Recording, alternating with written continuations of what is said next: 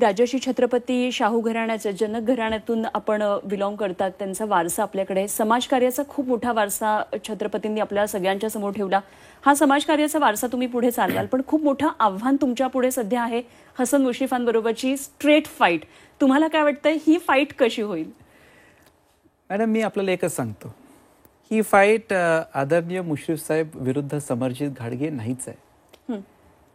ही fight आणि ही election एकाच व्यक्तीच्या इर्गिर फिरणार आहे, ते म्हणजे आदरणीय शरदचंद्र पवार साहेब. ही फाईट आदरणीय शरदचंद्र पवार साहेब विरुद्ध हसन मुश्रीफ साहेब आहे. ही फाईट आदरणीय शरदचंद्र पवार साहेबांच्यावर निष्ठा ठेवणाऱ्या लोकांच्या अस्तित्वाची आहे. आपल्याला आठवत असेल, मी मान्य करतो त्यांच्याकडे सैन्य जास्त असेल.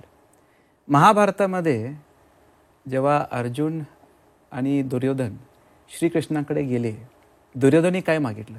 नारायणी सेना मागितली. पण अर्जुनाने काय मागितलं?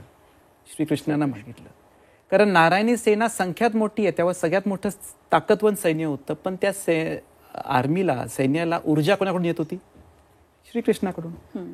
तर जर तुम्ही सगळी माणसं घेऊन त्या बाजूला गेला असेल, तुमच्याकडे नारायणी सेना असेल, पण त्या नारायणी सेनाला लीड करणाऱ्या ज्या माणसाने ते नारायणी सेना तयार केली त्याचे श्रीकृष्ण म्हणजे आदरणीय शरदचंद्र पवार साहेब. हे श्रीकृष्ण म्हणून, सारथी म्हणून येणाऱ्या कुरुक्षेत्रावर माझ्या पाठीशी आहेत.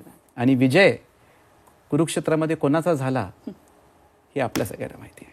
अगदी काही दिवसांमध्ये हे सगळं स्पष्ट होईल. वातावरण आता आणखी तापायला लागलेलं आहे.